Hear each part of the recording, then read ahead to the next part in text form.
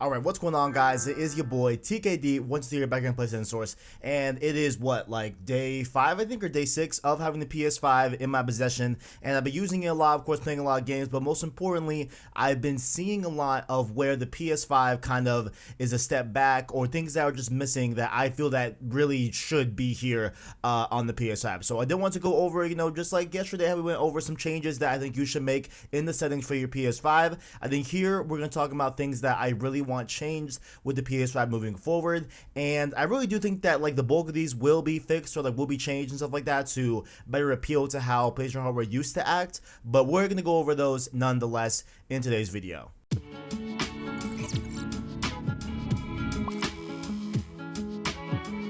Starting off here, the first issue I had really did get alleviated this morning with an update that just got released. So there was a PS5 system software update that was pushed out this morning. It is, at least it should be on your PS5 if you have auto system update and all that good stuff. But it did say that it was going to have more stability improvements, which of course, those famous stability improvements, but I really do think that this is a good thing because apparently what we've been hearing is that it is going to take away those rest mode problems that we had over the weekend, where if you were running a game, there was a good chance, or like I don't even know how good the chance was, but there was at least a chance that if you were running a game when you put the PS5 in rest mode, it would have to rebuild the database on the PS5 and do all these really weird things on your PS5. So it looks like those have been ironed out with this update, or the bulk of them have been ironed out. I'm sure there'll be issues in the future, like the PS4 did that from time to time as well, what I'm saying? So hopefully it's a lot less, and I'm gonna try tonight to keep a game running and put my PS5 in rest mode and see if it boots tomorrow all good, which, shouldn't even be a thing. But then again, it's day one hardware. It's gonna happen. It's happened to every single console release that's happened before, what I'm saying? There's just, things happen and bugs happen. So hopefully we can iron out those issues, and looks like they're on the right foot with already pushing out an update, within the first week of the PS5 being out to handle those issues. Now, next up here is something that is gonna be a little bit more deeper, okay? The control center. It's been something that I've been really having to adapt to, and I'm gonna keep it honest, I'm not in love with the control center, as of right now. It is growing on me. This OS is growing on me, but the control center is definitely something that I'm still needing to really kind of get used to. And so the main thing that I want is more flexibility and more organization within the control center. So it's great that you can, take away some things. Like I think you can add accessibility. I think you can add, oh man, what was another thing? Like there's a few set things that aren't there by default. But if you go to the control center, you can put up the options menu and toggle some things on and off. I think one of them might be like your audio input, I think, or maybe that might be native. I know the mic is native, but I digress. There's a few of them, but I would really like to see that expanded, right? Because like I think something that should be on the control center is a dedicated trophy section. Like instead of going to your profile, going to trophies, and that's gonna be a major theme here, is that a lot of things that were one click and were very easy to access on PS4 take multiple clicks to get to on PS5, and I feel that that's just like a step down, honestly. Like overall, like I think that's just really just not something that should be a thing here on PS5. But I would love to see a dedicated trophy section to putting that there.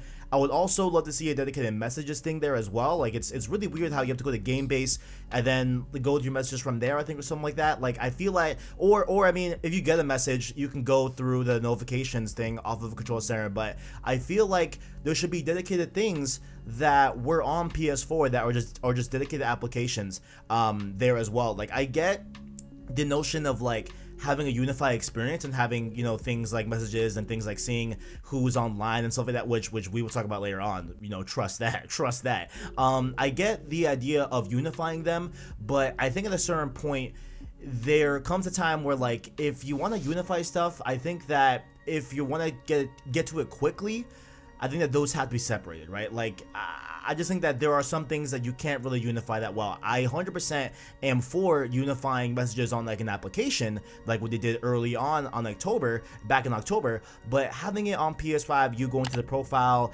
and then go to messages from there, I think that is just really cumbersome, and I wish that they would separate and at least give us the ability to tag trophies in a separate control center icon and tag messages in a separate icon as well. But next up here, I think it should be as quick to see what my friends are up to on PS5 when I log in as it was on PS4. With PS4, you swipe up, you go to the friends list, and you can see who is online, who's offline, what they're playing, right? On PS5, I have to go to the profile, I have to scroll, then I gotta like scroll over the friends. Like it's not as seamless and as, you know, I think as like reachable, if you will, as it should be, honestly. Like that's one of the core things I do when I boot up my console, is that I want to see what my friends are doing, what they're playing, who's online, who's offline, you know, just see who's around, see what they're doing. I think that that's a really important thing that I don't understand why it's now in profile and we have to actually like go to it, you know what I'm saying? Like it's just not. And like, you know, people might be watching this and they're thinking, Kevin, these are first world problems, but like I really think that like these add up to just feeling weird with the PS5, that I think that it didn't have to be this way. You know what I'm saying? Like I would even honestly be down for having the game base app, because I get how the game base is essentially like the social hub of the PS5, right? Like it's where you get to see parties that are available for you to go into. It's where you see your friends list and if they're online or offline and stuff like that. But why that's not a main selection in the PS5 menu is really beyond me. Or even put it up next to the profile, and next to the settings tab on the PS5 menu. Like I don't understand why that's not, you know, a thing that's there. Like the game base is essential to like it replaced messages and friends on PS4. It's now one. I don't understand why that's not something that you can tag onto the PS5 menu, put it up in the corner, or honestly, I mean, like if you're gonna put PS Plus on the main PS5 menu, why not game base? Like that's just weird to me personally. I hope that they kind of fix that, because I really want, you know, quicker access to be able to see what my friends are up to and even what parties I do, you know what I'm saying? And like even a really small thing too, on the control center there is game base, right? But they show the parties first and it's like, yo, maybe it's just a me thing. Maybe I don't use PSN parties that much. Maybe that's why, you know what I'm saying? And like maybe a few of you out there are super hyped to have that there, but I wish that the friends list was on top, or at least make us be able to choose which one takes, you know, takes advantage, or you know, what is on top and what's on bottom. And like I think definitely the friends should be on top regardless, but I digress. Now, you know, those are definitely much like UI intensive and very much things that are very nitpicky, but one that I think is really weird, right? And now we're gonna get into like the really weird ones that I just don't understand how this even got on the PS5. Like I don't understand how this happened, right? Is that when you're running a PS5 game, right, and you go to the home menu, you can't tell if it's running. Like y'all know how on PS4, when you go to the home menu and you're running a PS4 game, there's a little spinny circle indicating that, hey, it's working, it's running, on the PS5, you can't tell if a game is running on the home menu. And and like that's, again, like maybe a little thing to you guys, but I just think that's really weird. Like why can't I tell when a game is running? You know what I'm saying? Like I just think that's really, really odd to me. I don't understand that really. Maybe if y'all have any, you know, reasons why, let me know down below. But I think that if you go to the home menu, right, while running a PS5 game, I think you should be able to tell off of the app icon something, like make it pulse, I don't know, like make it a little bit bigger. I get that it goes to the front of the list, like I get that, but that's the same thing with PS4 too, how if you were playing the game, even if you close that game, it would still remain at the first position of the tile, you know, of the home menu, and it'll be the most recent thing that you can click on all the way to the left. They do the same thing with PS5, but that's not telling me if it's running. Like I think they really need to fix that. I think that they need to add just a little spinny wheel just to make sure that you're aware if a game is running on the PS5 currently. Now the big one here that I'm still having troubles with, like I'm still having trouble getting used to, is the new way to, you know, go to the home menu and to turn off your PS5 or put it in rest mode. I think it's very, very weird. So right now, as we speak, you can hold down the PlayStation menu when you're in a game to go skip the control center and go straight to the home menu. You can do that. I think I was wrong on that. I think I said that on stream that you can't do that. I was wrong about that. I didn't know about that. Sorry about it. So you can hold down the PS button to go home straight from a game to the PS5 menu. But if you just tap it, it pulls up the control center. Understand that. I get it, right? They want to pimp, you know, they want to pimp the control center out. I get it. It's cool. It's cool. It's all good. But to put the PS5 in the rest mode right now, you have to, even if you're on the PS5 home menu, you got to hold, like, press the control center, go all the way to the right, and then put it in rest mode or whatever. Like, I think that's that's just weird to me, because before, like, even starting from PS3 from 2006, right? 2006 PS3 came out, right? And we had it all the way through PS3, all the way through PS4.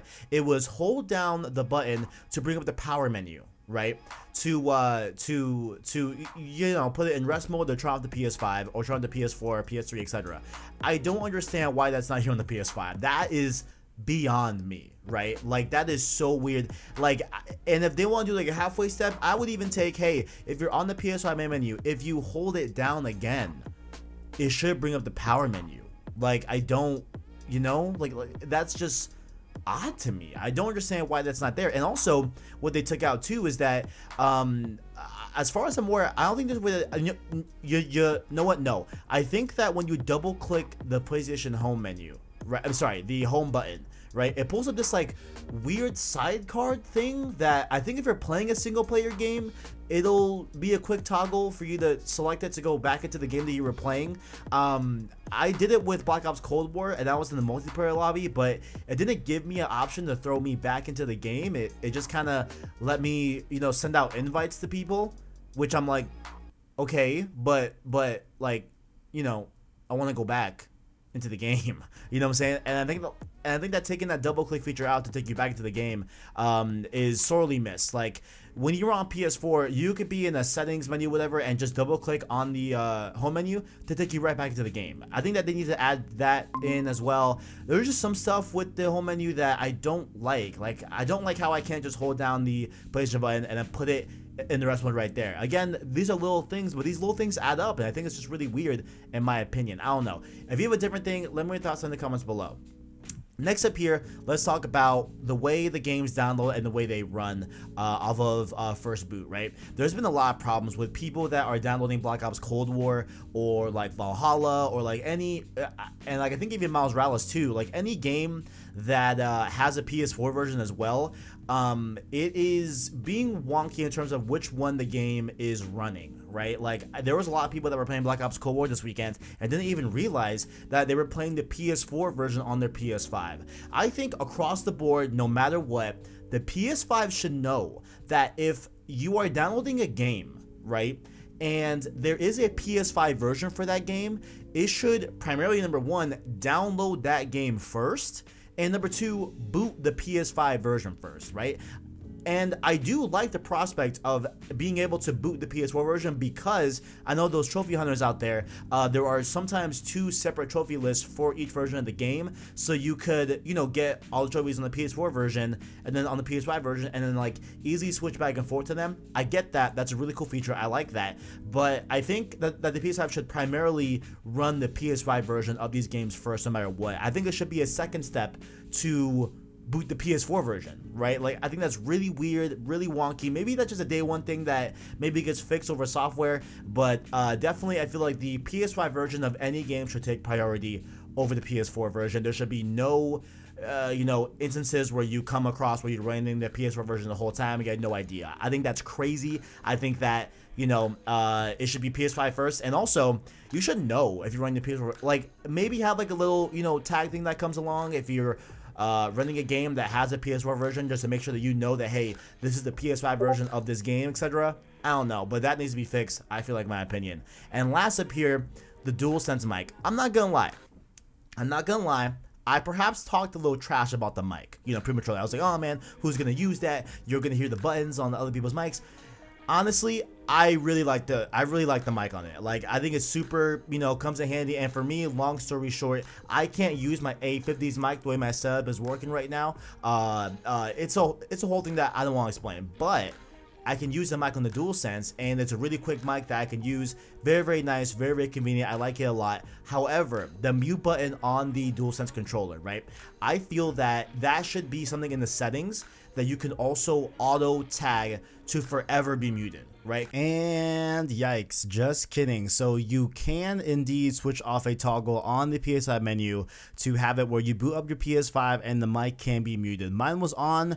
There is a setting for that, so we're just gonna fast forward this whole part and get to my last point here on the video. Sorry about that. So you can indeed have it where you can permanently have the DualSense mic muted upon boot up of the PS5.